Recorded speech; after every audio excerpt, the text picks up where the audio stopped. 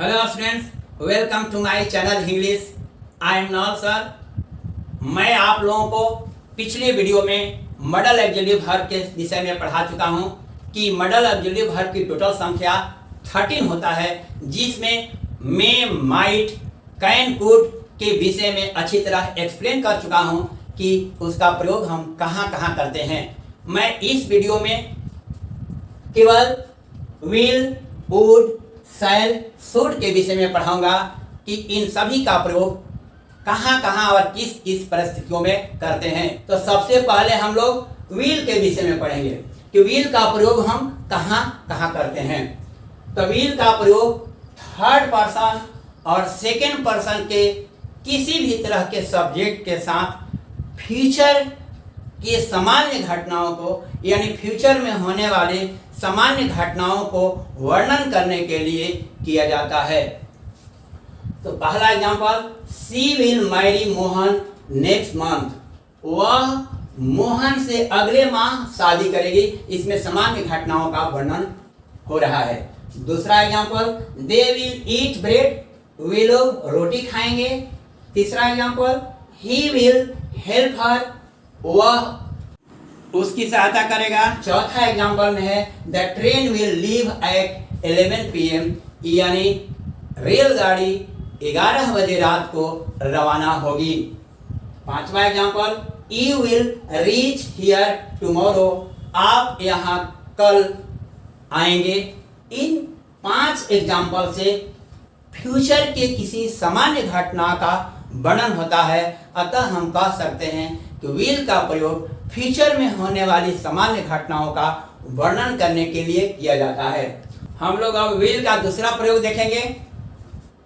Will का प्रयोग first person के subject I we, first person के सब्जेक्ट कौन होता है? आई वी के साथ डिटर्मिनेशन, यानी पक्का इरादा या दृढ़ संकल्प, प्रॉमिस वादा या प्रतिज्ञा, थ्रेटनिंग धमकी, ईटीसी को एक्सप्रेस करने के लिए किया जाता है। विल का प्रयोग कहां कहां किया जाता है?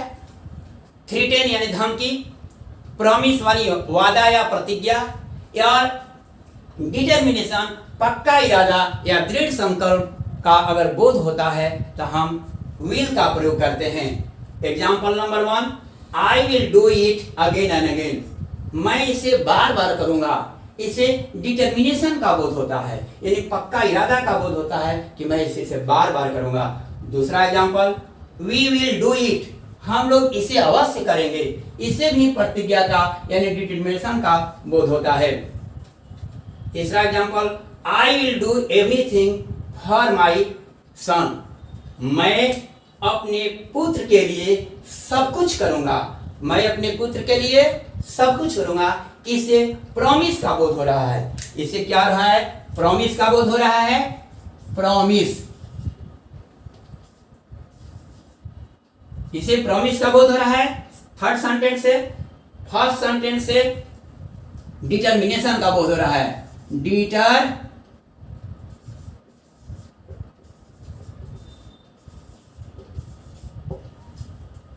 सेकेंड एग्जांपल से भी डिटर्मिनेशन का बोध हो रहा है।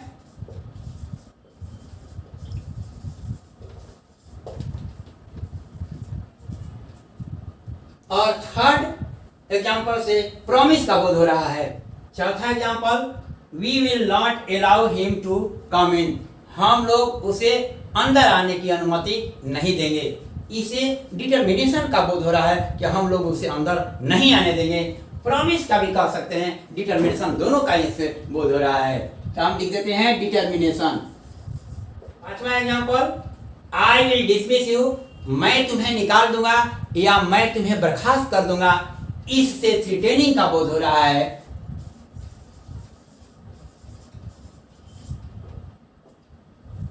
हाँ, पांचवा एग्जांपल से क्या बोध हो रहा है? थ्रेटनिंग। छठवां example, I will kill you. मैं तुम्हें मार दूंगा। मैं तुम्हें जरूर जान से मार दूंगा। इसे भी थ्रेटनिंग का बोध हो रहा है।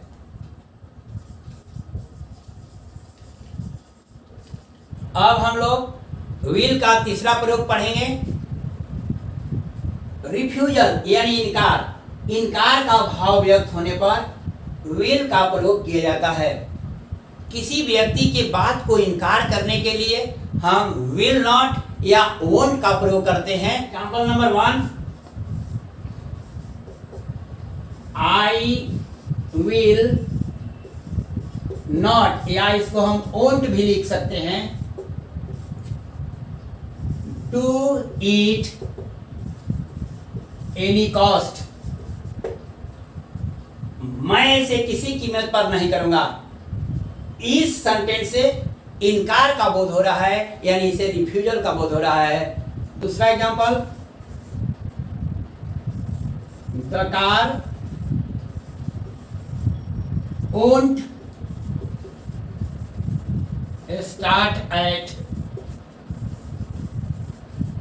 4 AM,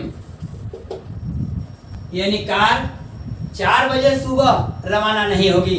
इसे इनकार करने का बोध होता है। यानी हम कह सकते हैं कि विल का प्रयोग रिफ्यूजल यानी इनकार का भाव व्यक्त होने पर हम विल नॉट या वोंट का प्रयोग कर सकते हैं। किसी व्यक्ति के एक्शन को इनकार करने के लिए, यानी इसको रिफ्यूजल यानी इनकार करने के लिए हम विल नॉट या वोंट का प्रयोग करते हैं। अब हम कुछ विशेष बातें पढ़ेंगे। इस प्रयोग में आप पढ़े हैं कि डिटर्मिनेशन, 310 और प्रॉमिस का भाव व्यक्त होने पर फर्स्ट पर्सन आई वी के साथ विल का प्रयोग करते हैं। मगर आप जब आभार प्रकट करते हैं, यानी बी ओब्लाइज्ड या बी ग्रेटफुल, यानी आभार प्रकट करने का भाव व्यक्त होता है, वैसी स्थिति में हम आई और वी के साथ शैल का ही प्रयोग करते हैं। जैसे आप प्रिंसिपल के पास एप्लीकेशन लिखते हैं तो आई शैल बी ओब्लाइज्ड लिखते हैं, या लिखते हैं आई शैल बी ग्रेटफुल। तो हम लिखेंगे मैं आपका आभारी रहूंगा, तो आई shall be obliged, I shall be obliged to you। या लिखते हैं, अगर we है तो लिखते हैं we shall be obliged, या लिख सकते हैं grateful to you। पहला example I shall be obliged to you, या दूसरा एग्जाम्पल हमें वी शैल बी ओब्लाइज्ड या grateful to you.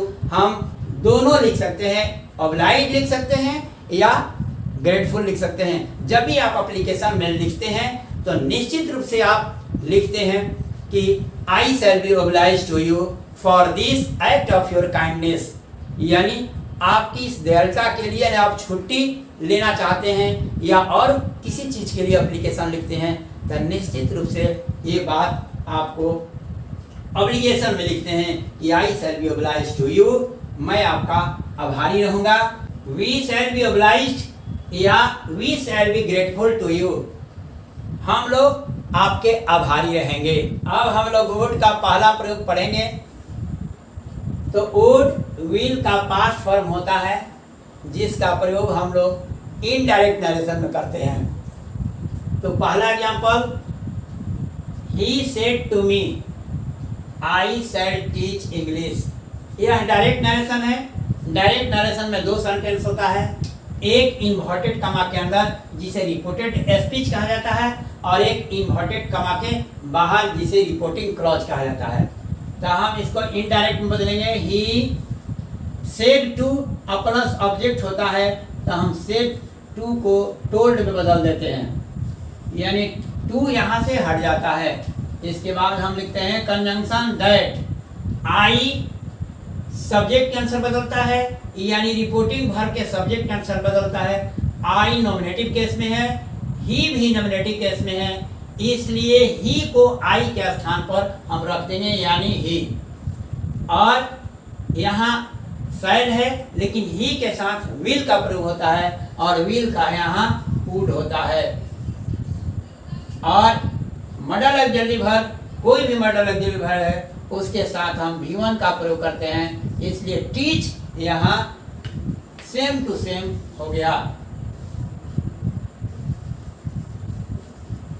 Teach English. English third person है, इंग्लिश में कोई परिवर्तन नहीं हो गया। अब आपका इनडायरेक्ट में बदल गया और यहाँ पर शैल, आई के साथ शैल था लेकिन ही के साथ विल होता और विल का यहाँ वुड हुआ है। दूसरा एग्जांपल, रितेश सेड दैट। यहाँ सेड के बाद ऑब्जेक्ट नहीं है इसलिए हम सेड ही लिख देंगे। और रानी थर्ड पर्सन है, रानी को सेम टू सेम लिखेंगे, यहाँ विल का हो जाएगा वुड। और गो V1 है, विल के साथ भी V1 होता है, वुड के साथ भी V1 होता है। इसके बाद टू स्कूल।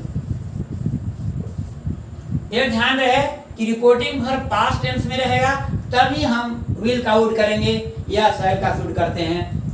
यहाँ भी रिपोर्टिंग वर्ब पास्ट टेंस में है तब हम यहाँ विल का वुड किए हैं।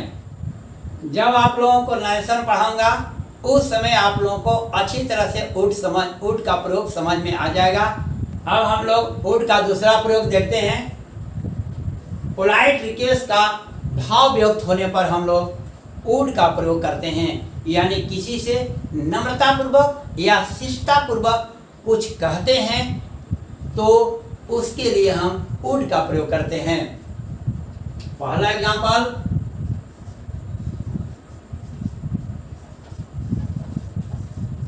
Would you like to have a cup of tea. क्या आप चाय लेना पसंद करेंगे या क्या आप चाय पिएंगे? इस सेंटेंस से नम्रता का भाव व्यक्त हो रहा है, यानी पोलाइट रिक्वेस्ट किया गया है कि क्या आप चाय लेंगे। दूसरा example, would you lend me your book. क्या आप अपनी पुस्तक उधार देंगे? इस सेंटेंस से भी पोलाइट रिक्वेस्ट किया गया है, अतः हम कह सकते हैं कि वुड का प्रयोग पोलाइट रिक्वेस्ट का भाव व्यक्त होने पर किया जाता है। एक और एग्जांपल देख लीजिए। तीसरा एग्जांपल,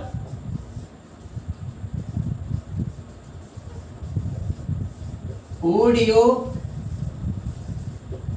लिसन टू मी। क्या आप मेरी बात सुनेंगे या क्या आप मेरी बात मानेंगे? इस सेंटेंस से भी आग्रह पूर्वक निवेदन किया गया है कि क्या आप मेरी बात सुनेंगे या क्या आप मेरी बात मानेंगे।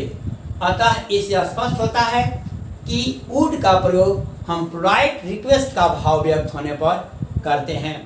अब हम लोग वुड का तीसरा प्रयोग देखते हैं।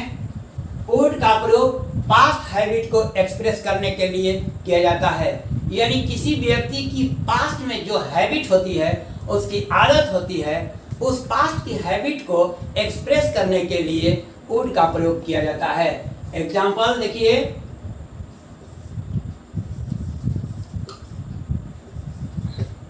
गांधी जी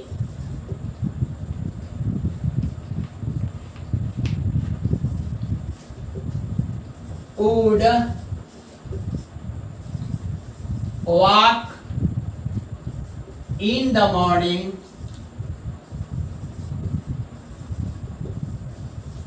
daily। गांधी जी प्रतिदिन सुबह में टहला करते थे, यानी पास्ट की हैबिट थी, वो क्रिया बार बार करते थे, इसलिए हम कह सकते हैं कि यह जो है पास्ट की हैबिट है, यानी जो क्रिया पास्ट में बार बार हो उस क्रिया को कहते हैं कि यह पास्ट की हैबिट है। यानी Gandhi ji would walk in the morning daily. Gandhi ji प्रतिदिन सुबह में टहला करते थे। दूसरा example, I would take T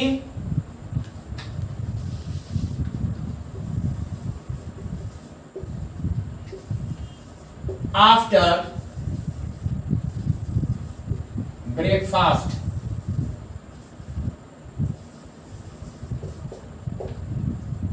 I would take tea after breakfast. मैं सुबह के नाश्ते के बाद चाय लिया करता था, यानी मेरी ऐसी हैबिट थी। अतः मेरे पास्ट की हैबिट को यह सेंटेंस शो कर रहा है।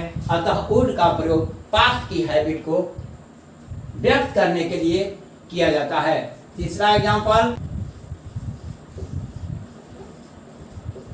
ही would go to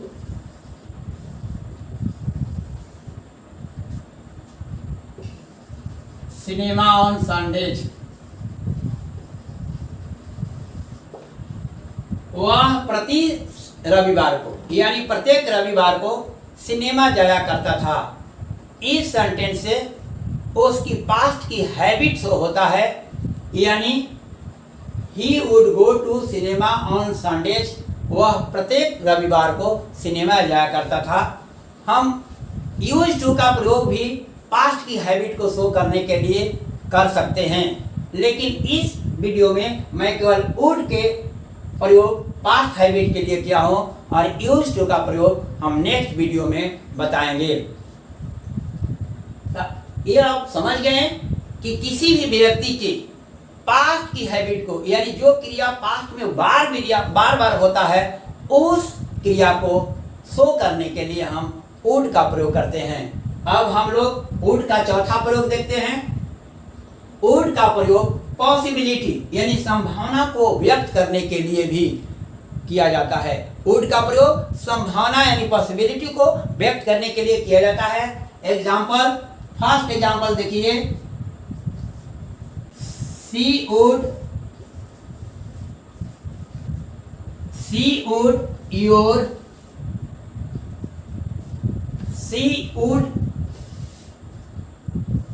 be your mother.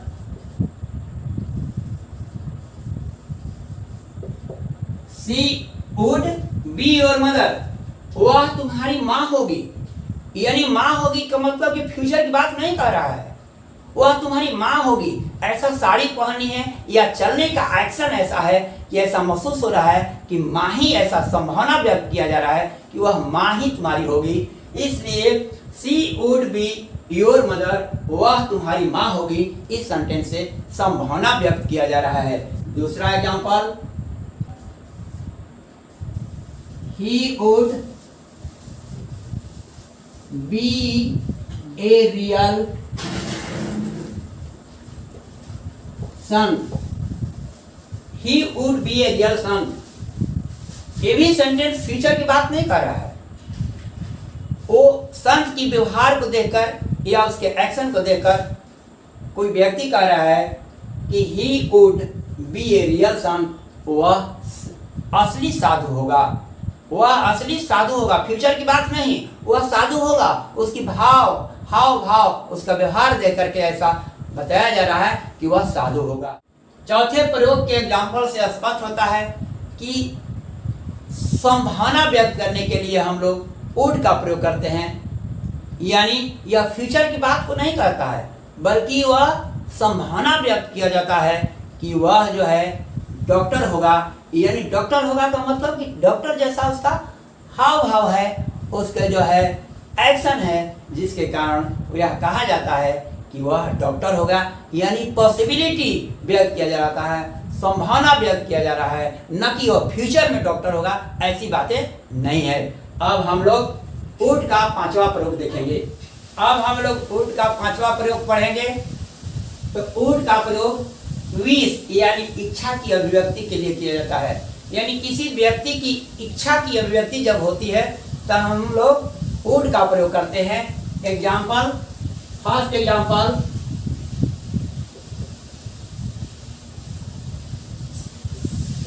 Would that I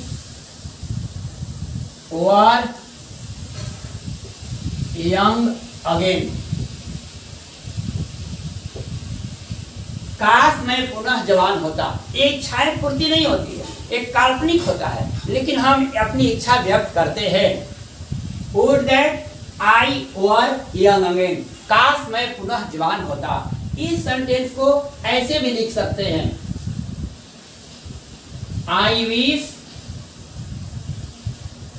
I were young again. I wish I were young again. काश मैं पुनः जवान होता। हम इसके इस तरह भी बना सकते हैं, हम वुड के माध्यम से भी बना सकते हैं, लेकिन यहाँ पर हम वुड का प्रयोग पढ़ा रहे हैं, इसलिए आप लोग वुड का ही प्रयोग पर ध्यान दीजिए। दूसरा एग्जांपल,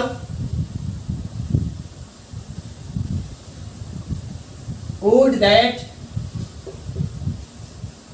आई वर ए बर्ड। काश मैं चिड़िया होता। अपनी इच्छा व्यक्त कर रहा हूं, काश मैं चिड़िया होता तो आकाश में उड़ता। काश मैं चिड़िया होता, इससे इच्छा व्यक्त किया जाता है, यानी यह जो है कल्पना होता है, जो ऐसी इच्छाएं कभी पूर्ति नहीं होती है। तीसरा एग्जाम्पल देख लीजिए, would that I were you. काश मैं आपके स्थान पर होता। यह कभी हो ही नहीं सकता है, आपके स्थान पर मैं बन ही नहीं सकता, आपके जैसा बन ही नहीं सकता हूं, लेकिन हम अपनी इच्छा व्यक्त करते हैं, काश मैं तुम होता, यानी मैं तुम्हारे स्थान पर होता। अब आप लोग वुड का प्रयोग समझ गए होंगे कि अपनी इच्छाओं को अभिव्यक्ति के लिए, अपनी इच्छा को अभिव्यक्त करने के लिए हम लोग वुड का प्रयोग करते हैं। अब हम लोग छठवां प्रयोग देखेंगे। अब हम लोग वुड का छठवां प्रयोग पढ़ेंगे।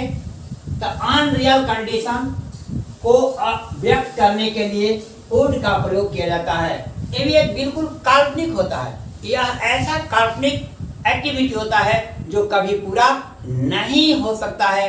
यह जो है कल्पना मात्र होता है, इसलिए इसे अनरियल कंडीशन कहा जाता है। यानी अनरियल कंडीशन को अभिव्यक्त करने के लिए वुड का प्रयोग किया जाता है। इसमें दो सेंटेंस होता है। एक एग्जांपल के देखिए,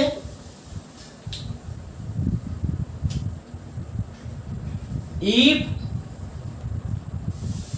आई वर ए बर्ड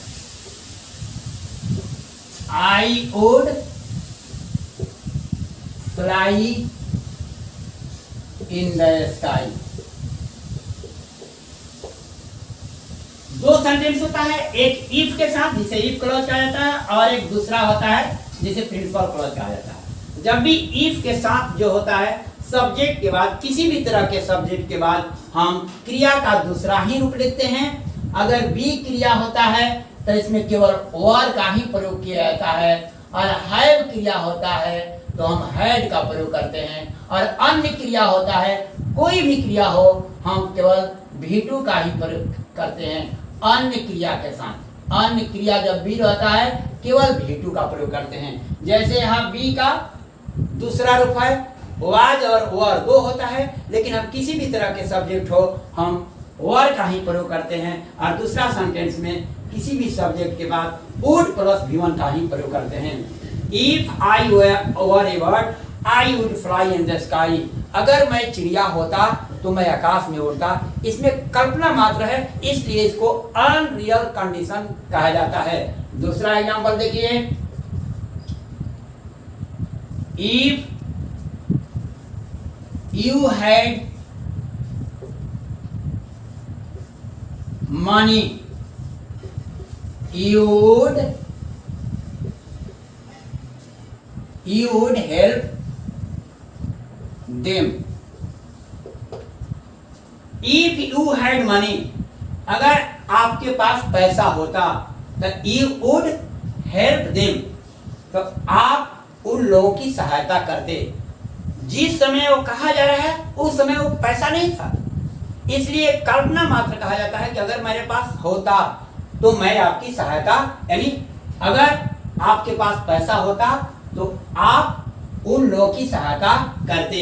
यहाँ पर हैड जो है हैव का दूसरा रूप है, और दूसरा सेंटेंस में सब्जेक्ट के बाद वुड के बाद भी1 का प्रयोग किया गया है। तीसरा एग्जांपल देखिए, if he went to Patna he would see the Golghar.